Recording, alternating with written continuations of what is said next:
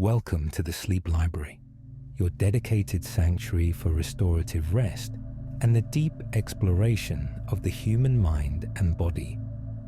Here, we believe that understanding the mechanisms of your biology is the first step toward mastering your life.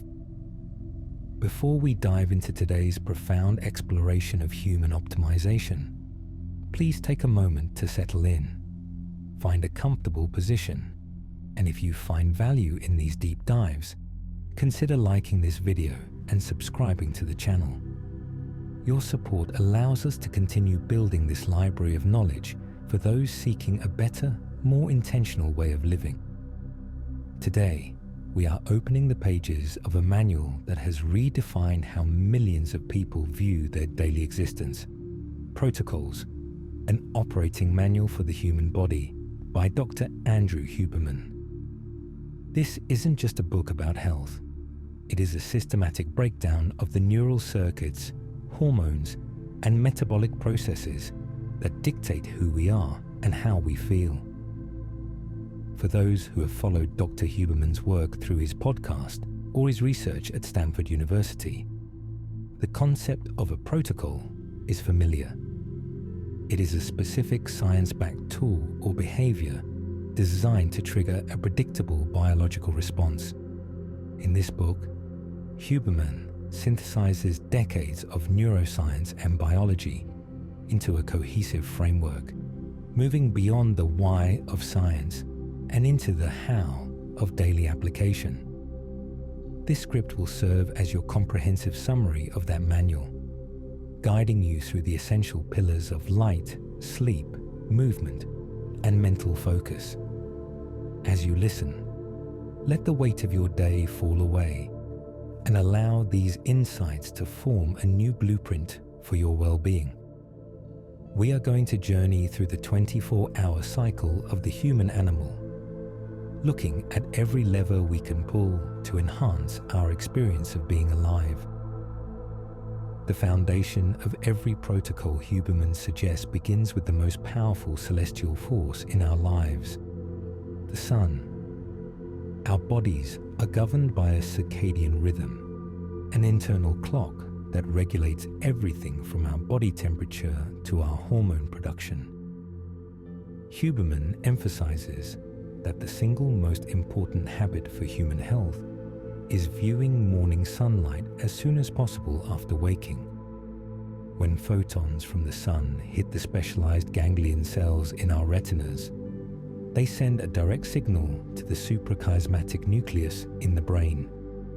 This master clock then triggers a timed release of cortisol, which acts as a wake-up signal for every cell in your body. This cortisol spike also sets a timer for the release of melatonin, the sleep hormone, roughly 12 to 14 hours later. By simply standing outside for 5 to 10 minutes in the morning, you are not just waking up, you are pre-programming your sleep for the following night. Huberman is meticulous about the nuances of this light protocol. He notes that looking through a window is significantly less effective because glass filters out the specific blue and yellow wavelengths required to trigger the neural response.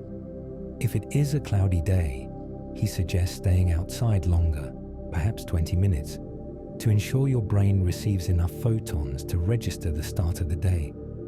This simple, free, and accessible habit is the cornerstone of his entire operating manual.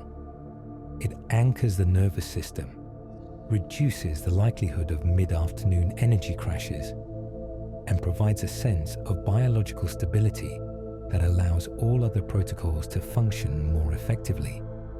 It is the fundamental signal that tells your brain where you are in time and space, allowing your biology to synchronize with the planet.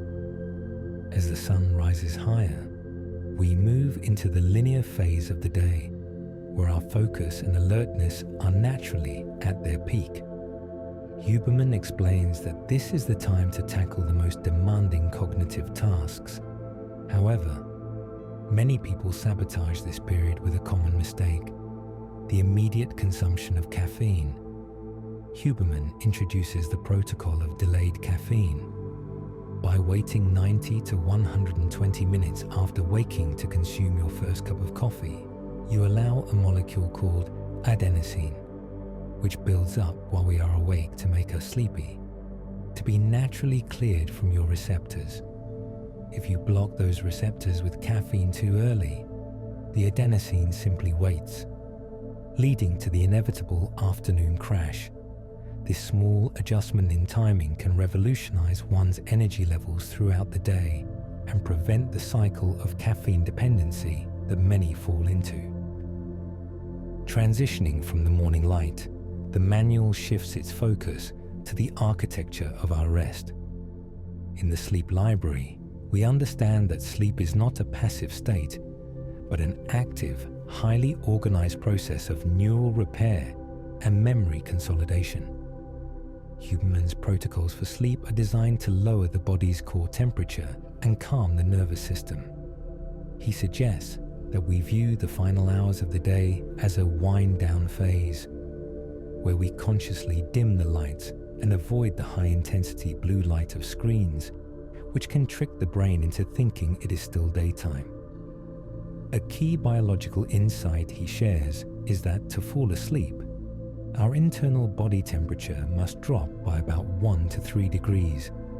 Taking a warm bath or shower before bed actually facilitates this by drawing heat to the surface of the skin, which then escapes, cooling the core. Complementing the physical environment are the chemical protocols for sleep. Huberman is cautious about supplements, but highlights magnesium threonate, apigenin, and theanine as potential aids for those who struggle to stay asleep. However, he remains steadfast that behavioral protocols, such as consistent sleep and wake times, will always outperform any pill. He also introduces the concept of non-sleep deep rest, or NSDR. This involves techniques like yoga nidra, or guided breathing that can bring the brain into a state of deep relaxation, similar to sleep. These tools are invaluable for those who suffer from insomnia, or for anyone looking to reset their nervous system during a stressful workday. By mastering the transition from alertness to rest, we reclaim control over our most vital recovery period, ensuring that our operating system is refreshed and ready for the next day. One of the most profound sections of the manual deals with the internal state protocols, particularly the use of temperature exposure. Huberman has become synonymous with the cold plunge, but his manual explains the precise science behind the shiver. Deliberate cold exposure triggers a massive and sustained release of dopamine and norepinephrine.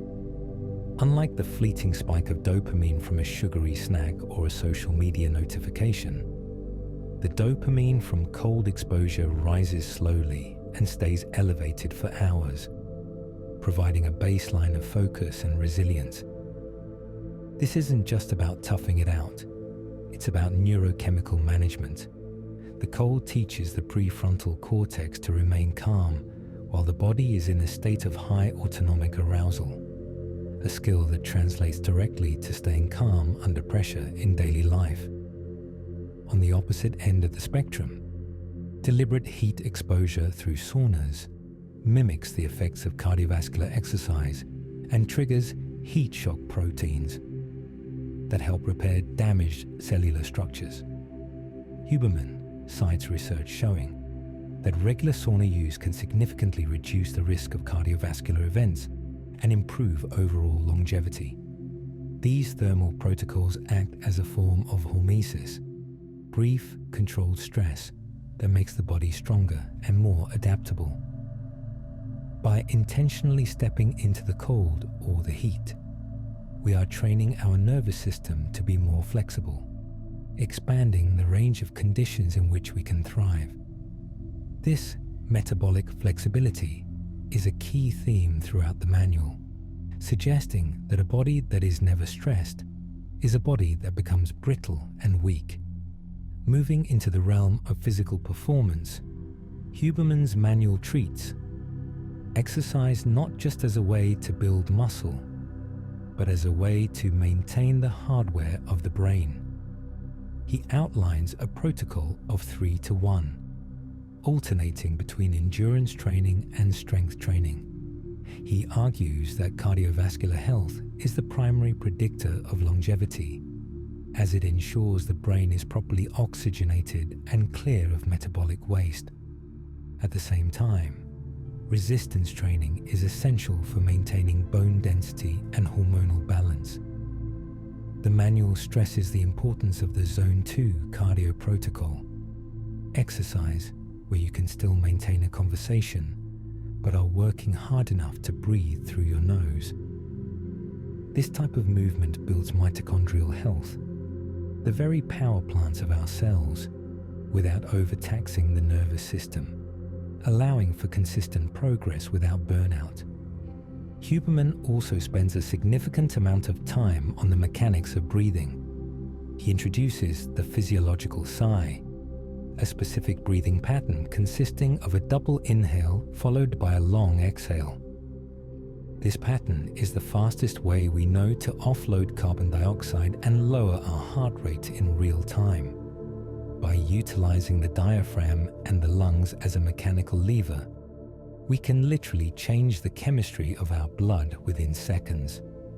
This protocol is a vital tool for anyone dealing with acute stress or anxiety.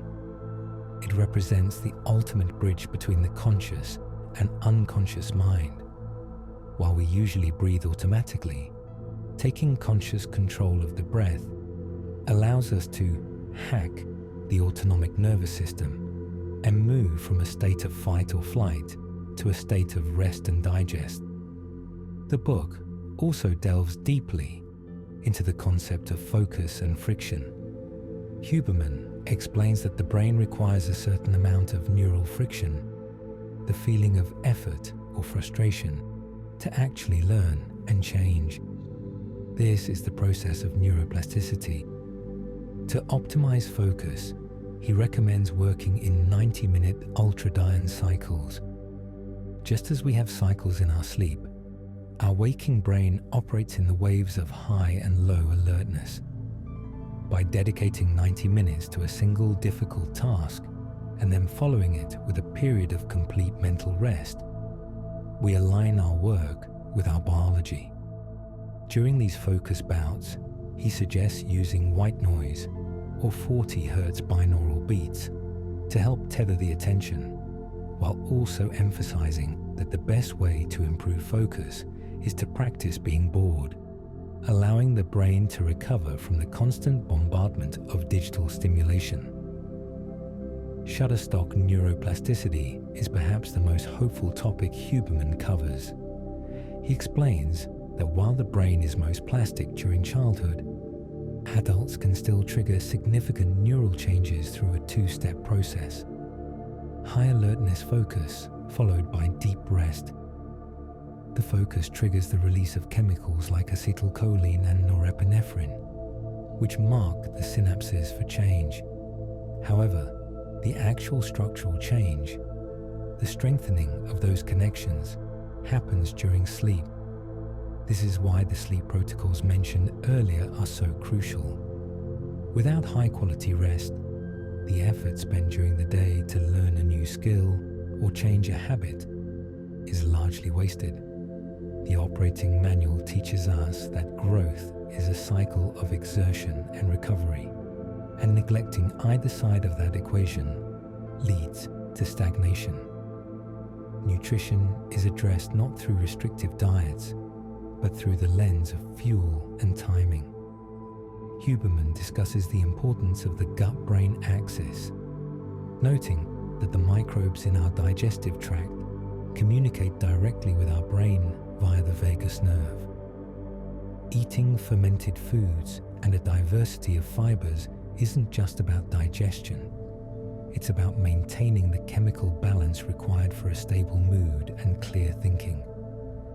He also touches on the importance of salt and electrolytes, explaining that neurons are electrically active cells that require sodium, potassium, and magnesium to fire correctly. Many people suffering from brain fog or low energy are simply dehydrated or lacking the necessary minerals for their nervous system to function. By viewing food as a chemical input for our neural machinery, we can make more informed choices that support our cognitive goals. The manual also explores the science of vision and how it affects our state of mind. Huberman explains that panoramic vision, softening the eyes to see the entire horizon, naturally calms the nervous system. In contrast, focal vision, staring intensely at a screen or a single point, triggers a state of alertness and slight stress. By consciously alternating between these two modes of vision, we can manage our internal arousal levels throughout the day. This is why taking breaks to look out a window or walk in an open space is so effective for mental clarity. We are using our sensory organs to send signals to the brain about the safety and state of our environment, which in turn dictates our emotional and physiological response. The final section of the book deals with the social and emotional nervous system. Huberman posits that humans are fundamentally social creatures whose biology is tuned to the presence of others. He discusses the oxytocin protocol, which involves meaningful physical touch or deep social connection to lower cortisol and improve heart rate variability.